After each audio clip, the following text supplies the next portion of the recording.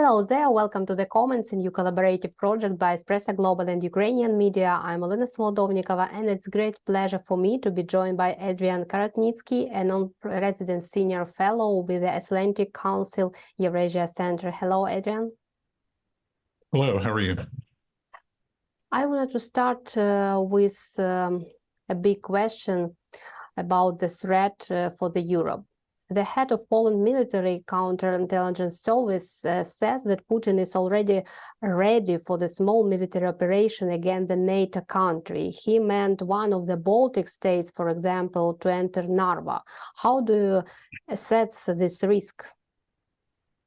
Well, as it happens, I was in Poland 3 weeks ago and had meetings with the deputy head of Polish intelligence, as well as with the chief of the cabinet of President Duda, as well as with various Polish parliamentarians. And I visited also the American military base in Rzeszów and had a little bit of a sense of the atmosphere.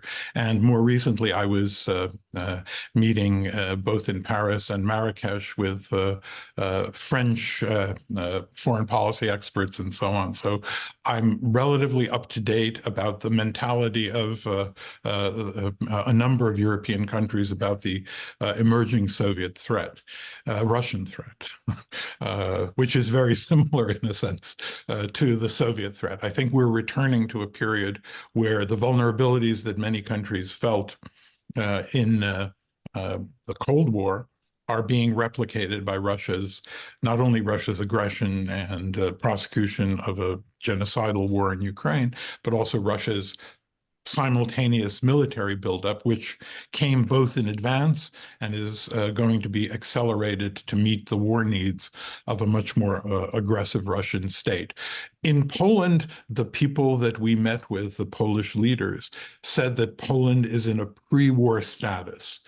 And that is a fairly dramatic way of indicating to the broader European public and also to the Polish people the scale of the threat that is present, the scale of the threat if Ukraine does not prevail or if Ukraine does not stop this Russian aggression.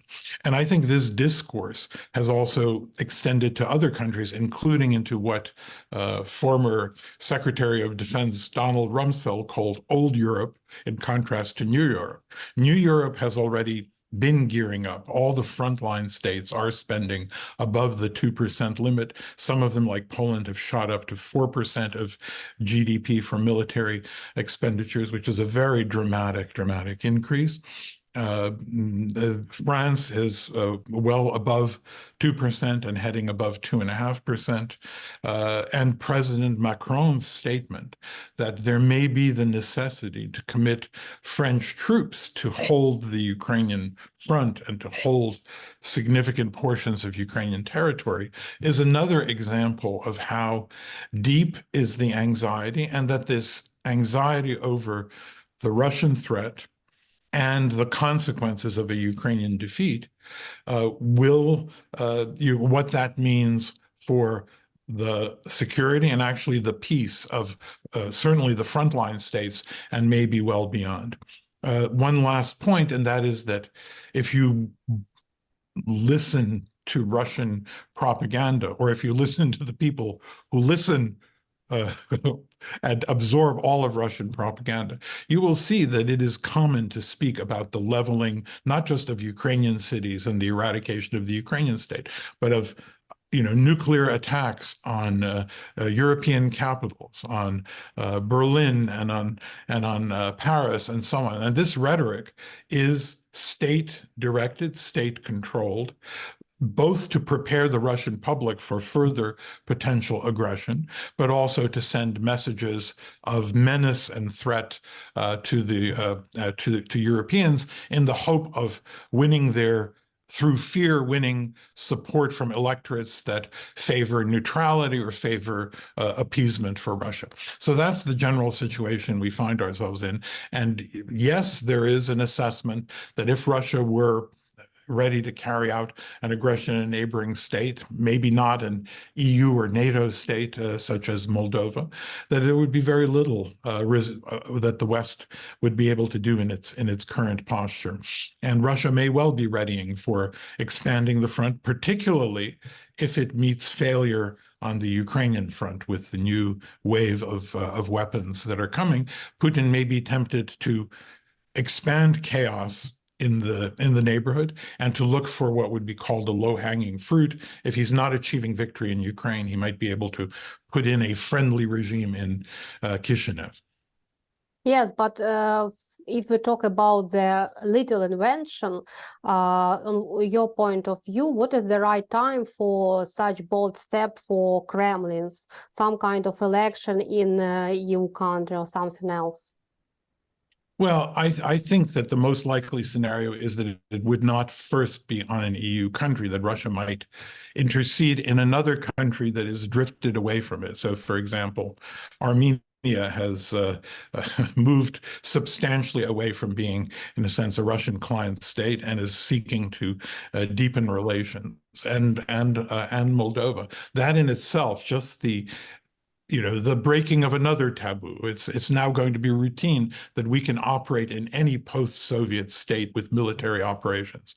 The taboo has been broken several times, and I think part of the problem of the West is that the West has always preferred to sort of say, well, this was the people in Transnistria who wanted this, or this was the Abkhazians who wanted this, or this was the Ossetians that wanted this, or this was the people of the Donbass that wanted.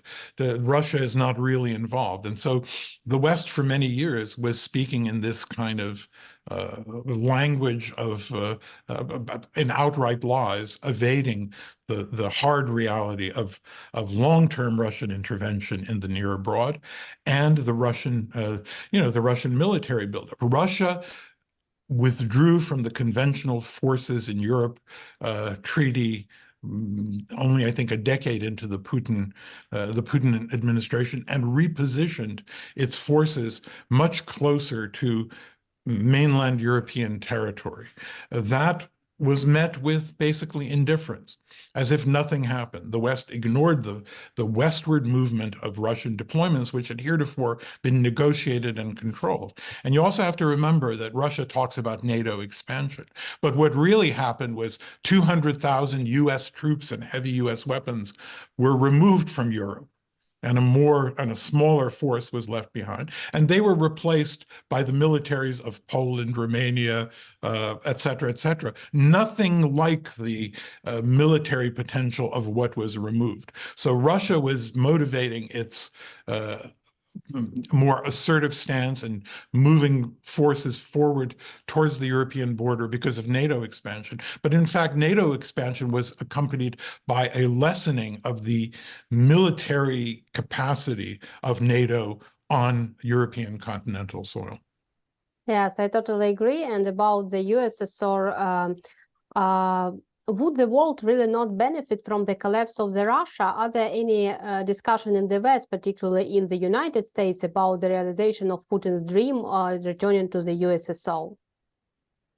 Well, the collapse of Putin's dream is something that I think most of the international community has awakened to and is attempting more or less to answer with maybe not as consistent support for Ukraine as we would hope, but fairly substantial support for Ukraine in the end, after many debates and long processes.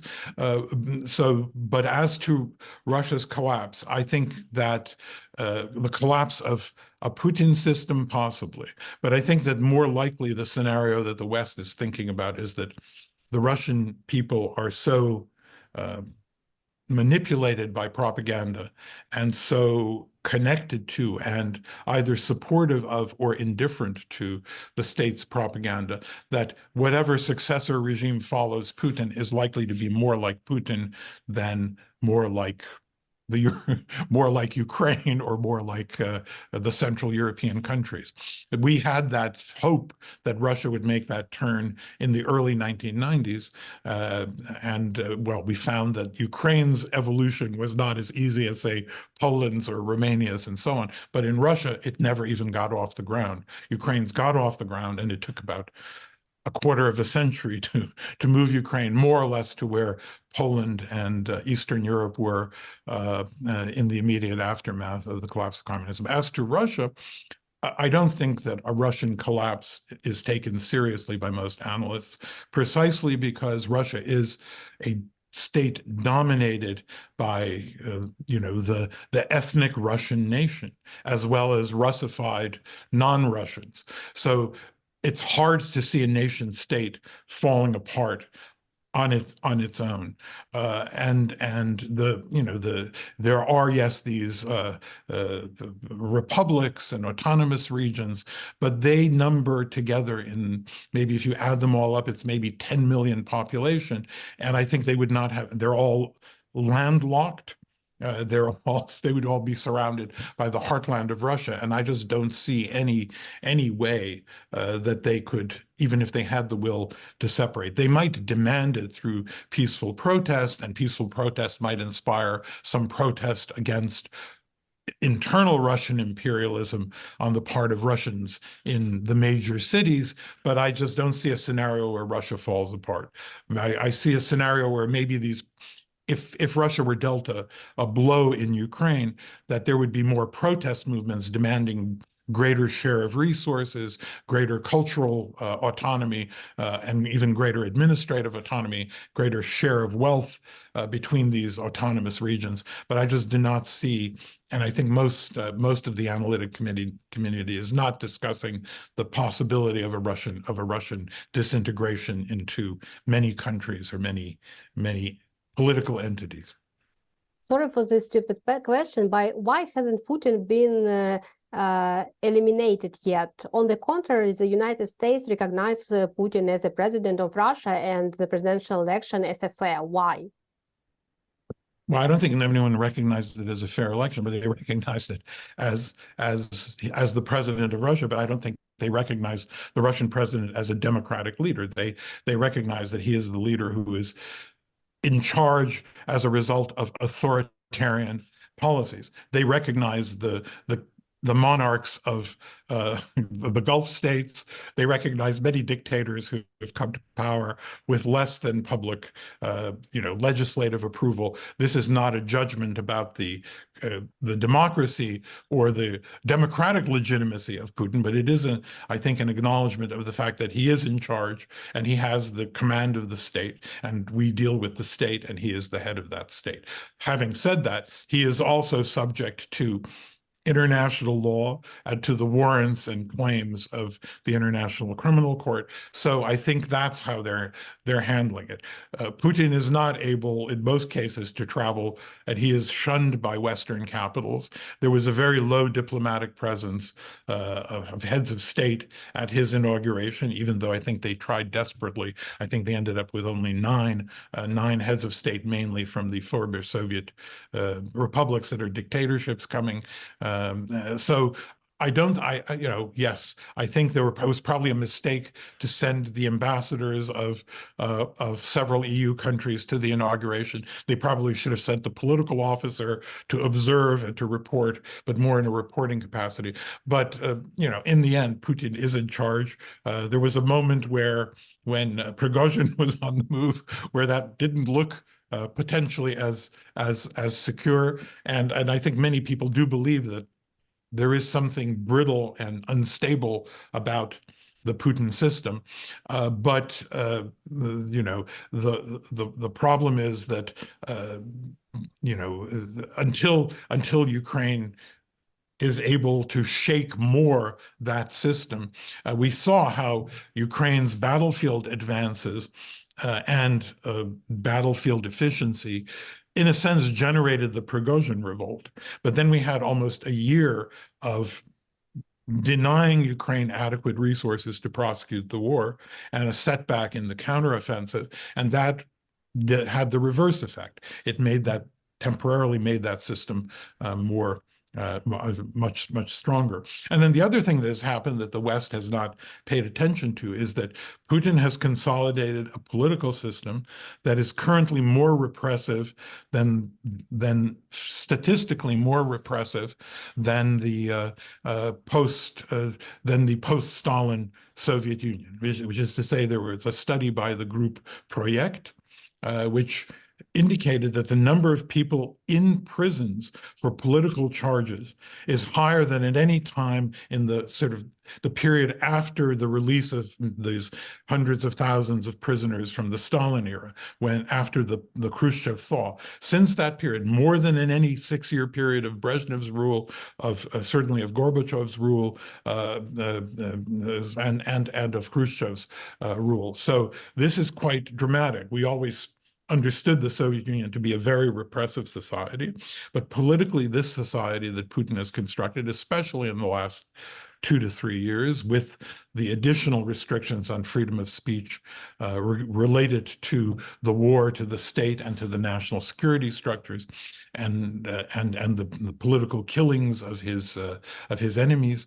All of this suggests that he has recreated and even enhanced the kind of control over society that was enjoyed under his Soviet predecessors.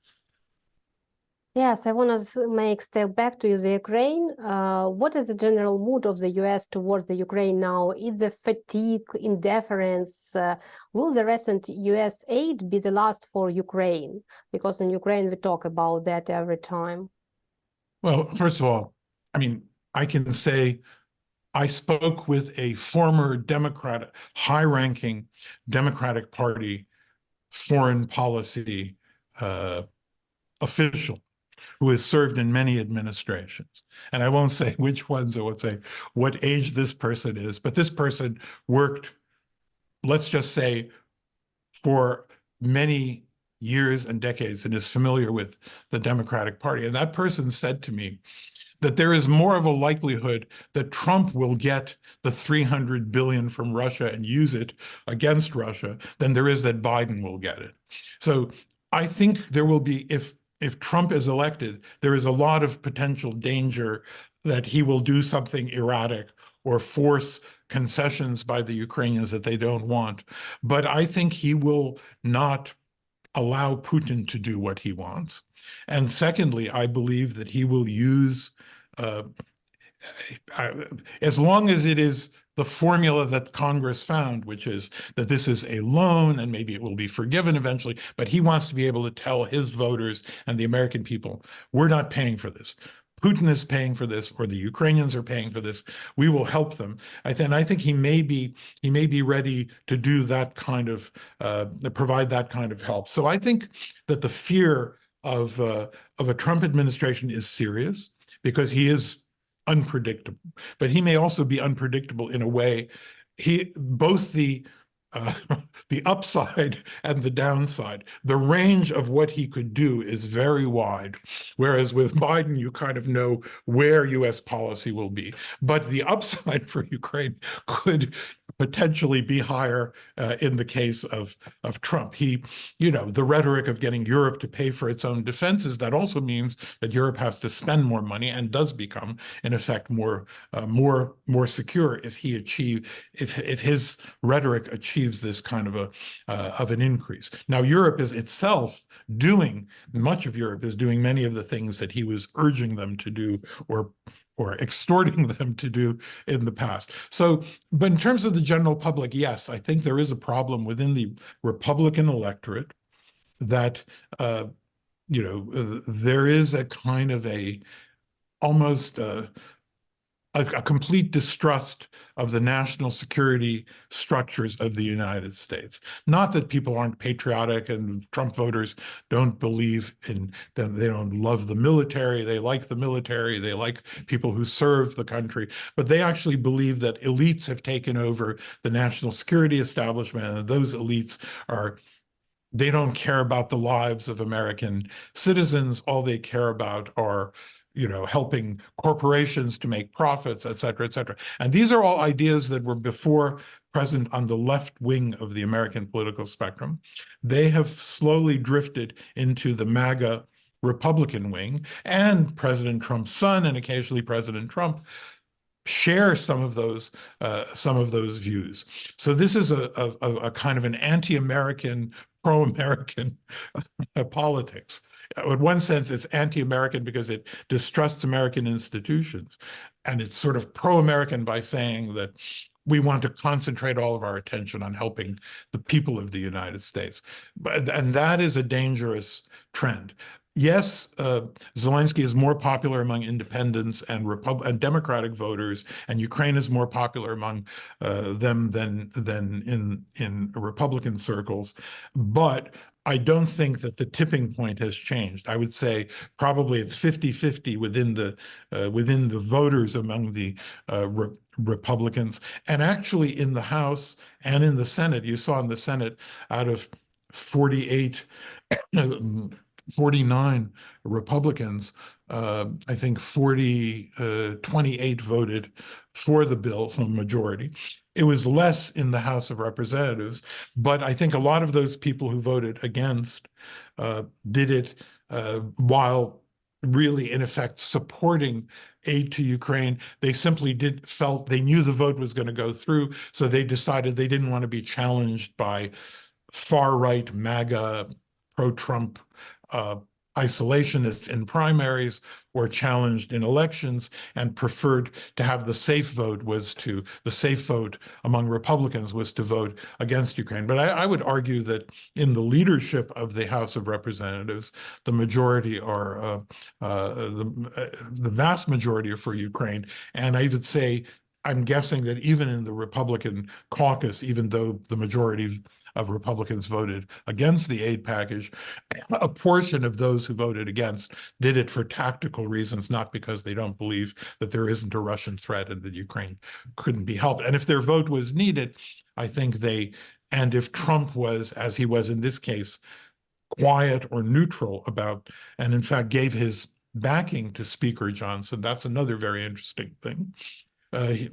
Trump met with Speaker Johnson. Speaker Johnson outlined what he intended to do with the vote, including the loan package rather than direct budgetary assistance. And Trump backed him at the end of that meeting. He said, "This is my guy. I support him strongly," et cetera, et cetera.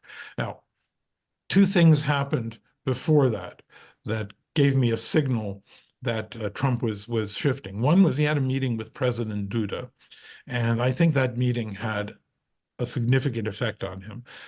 Maybe not because of learning the urgency of the Polish assessment of Russian intentions, which he heard, but also the effect that might have on key states such as Michigan or Wisconsin, where there's a big Polish American population, and Illinois, where there are Ukrainian, Ohio, places where he should try to win or needs to win in order to win a very close election. And with all of his legal troubles hurting him with some voters, he have made a calculation: I don't want to alienate East European, Central European voters in the United States. So all these things suggest a complicated situation, but not an impossible situation. But yes, there is a risk that Trump could go in a more isolationist direction. I think there would be resistance even among Republicans. You saw that they reasserted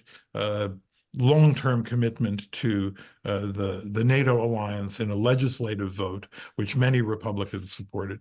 And that was viewed as a vote to, in a sense, preempt Trump coming in and saying that we're either withdrawing or suspending our cooperation with NATO or something like that. So again, to summarize, I think that the situation with Democratic voters and independents and the Democratic legislators is stable and pro-Ukrainian. Among Republican voters, it's 50-50. And among, I would say, the Republicans in Congress is probably a majority. The big question is where Trump would stand if he were elected. But of course, it's not clear that he will be elected. The one last thing that I would say is that Russian propaganda is, I mean, maybe it's deceptive and trying to show that Trump is not the Moscow candidate and trying to help him in that way. But there is not a lot of eager expectation, and there was great disappointment when the Republicans in the end voted this bill.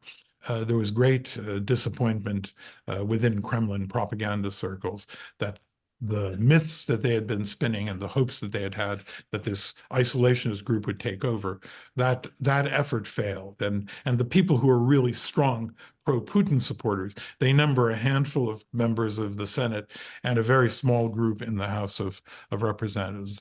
Yes, there are people who say, well, this is not the US's business, or we shouldn't be spending all this money.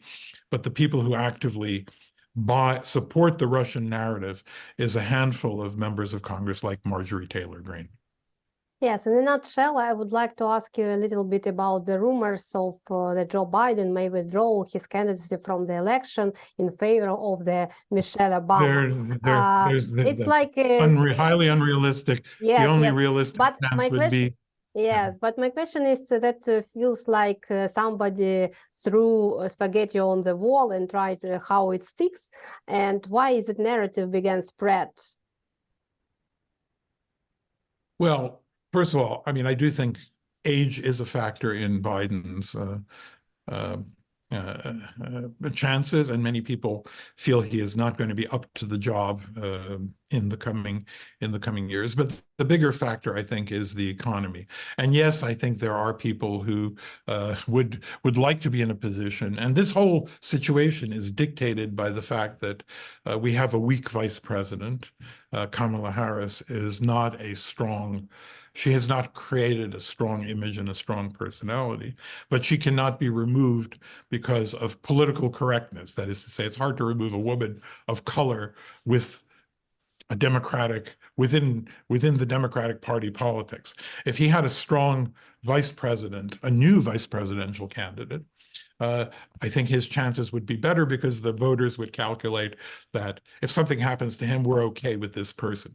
That is not the feeling among many voters. If something happens to him, they feel that Kamala Harris would be a weak president, would be tested on foreign policy, would be tested on leadership, et cetera, et cetera. And I think that's so the bigger problem is and that could be remedied.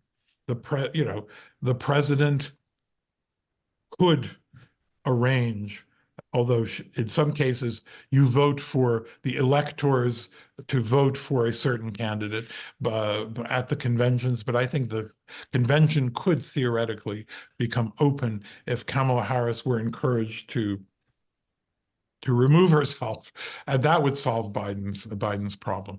So I think all these kinds of speculations, they could be from ambitious people who don't want to wait and feel there's a chance to beat Trump and that they could become president. Secondly, the media love tension and stories and rumors, et cetera, and it's kind of boring right now because you know that Joe Biden is running, and you've already done all the stories about his age, his health, and all that. So there isn't anything new. So I think the media always looks for something new. But I think Joe Biden has no intention of doing this, and I also don't think he has any intention of removing Kamala Harris. Yes, if I can just ask you about a few points of powerful international players. For example, Chinese leader wants to work with France and the entire international community to end of the war in Ukraine. Can China really pacify the Russians and what way? China has two challenges. Both are dictated by its declining economic growth, which was primarily driven by the real estate sector, which is now a complete mess with bankruptcies, uncompleted projects, et cetera, et cetera. So China's growth engine is stalled. China's banking system, which was linked to that real estate bubble and speculative onward growth, is also complicated. And so I think Xi doesn't want, he wants cheap energy, which means Russia, and B, he wants open trade with the West. So I don't see that he will make a decisive move to disrupt either of those. The question is, if he wanted to, could he correct Russian policy? I think Russia would feel terribly isolated if it had to rely on Iran and North Korea and Belarus as its only, and Syria as its, and maybe Venezuela. Okay, those are the countries that would align around, and maybe a little bit Hungary. But if China moved against Russia, Orban would move more towards the EU. So I think all of this is at the moment, I don't see China making, I'm not a China expert, but I don't see China making those kinds of moves. I do think that China could push for for the need for a settlement at some appropriate time, even in this coming year, especially if Ukraine shows a bit of bite back with the reintegration of weapons and munitions and missiles. That could be a moment where there is a push. I mean, China did say that they're going to try to control dual-use weapons going to Russia. We know that that's very hard to do, but they are not selling currently weapons to Russia. That has been confirmed by intelligence services, and that's an important factor. I think China is important also as a restraint of the Russian use of tactical nuclear weapons. China does not want to see something like this. China believes that Russia will not use those kinds of weapons. That I think President Xi and his circle are very confident in, but partly because they themselves have created a red line for Russia. So China is not playing a completely negative role, but Mao was the heir of Stalin, and he broke with the Soviet Union because it was rejecting the Stalinist authoritarian communist system, and he didn't like what Khrushchev was doing. But in 1947 or 48, there was a remarkable vote in the Security Council about authorizing the use of an international force to fight a war in Korea, to defend South Korea from communist Korean invasion. The Soviet Union was on the Security Council and did not attend that meeting. And it was considered, many people believed it was a mistake, that they weren't there and to do a veto because it allowed the US to build an international force that stopped the North Koreans.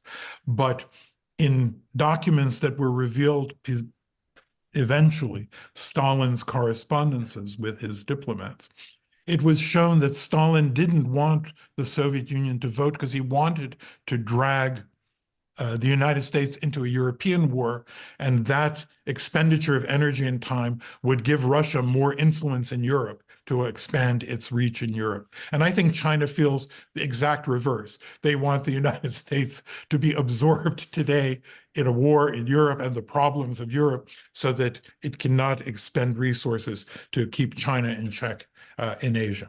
And so that is, I think those are while we cannot know what is in the mind and in the heart of President Xi, I think all those factors are operating. Yes, this is very interesting historical parallel. And for the end, I wanted to ask you about Israel.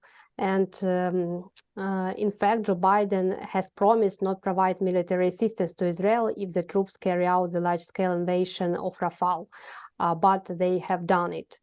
What is the U.S. trying to play? Is a neutral position or in this conflict? Well, I mean, the United States will be with Israel. Israel is not facing a shortage of weapons. This is additional resources. It's fighting a Hamas military which has very limited, throw potential. They can do mass killings and they can lob rockets and Katyushas and all of this sort of thing and mortars onto Israeli territory, and they can eventually restart terrorist operations and blow up Israelis in pizzerias as they used to do, as the PLO used to do. First of all, it allows, the reason this is done is one, some measure of pressure on Netanyahu, who is not prosecuting this war in the most intelligent way in the eyes of the vast majority of human beings, including many Israelis.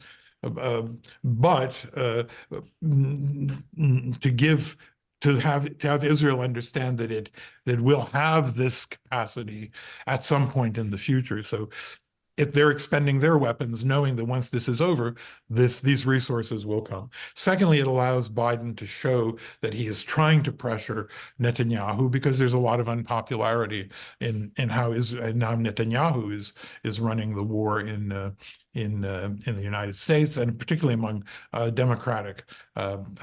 portion of Democratic voters and young Democratic voters on whom, in a close election, Biden is reliant.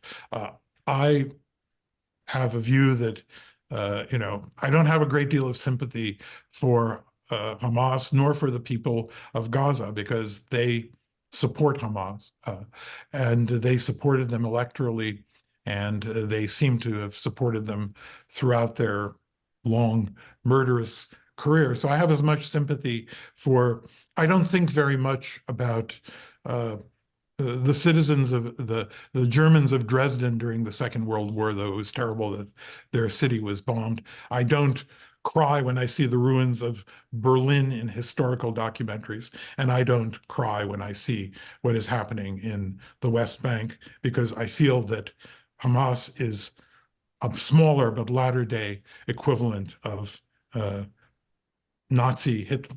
Hitler's Nazi regime, intent on the elimination of Jews and the Jewish state and the Jewish presence in the Middle East. That is what they want.